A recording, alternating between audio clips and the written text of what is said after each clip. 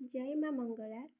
आज चलतु ये भिडियो माध्यम काकटपुरी अधिष्ठात्री से माँ मंगलांकर बेश दर्शन करवा। आज हूँ पूर्णिमा चैत्र मासर पंचम पाली। जो मैंने सब ओषा करुवे आज से पंचम पाली शेष पाली। चलतु आज ये पवित्र दिन में माँ मंगलांकर बेश दर्शन करवा। माँ आज जो सुंदर बेश होती फोटो मुझे भिडियो अपलोड करी। आपण मैंने जिते दूर थे माँ को दर्शन करें। सर्वप्रथम माँ को मु प्रणाम जनाऊँगी। जय माँ मंगला।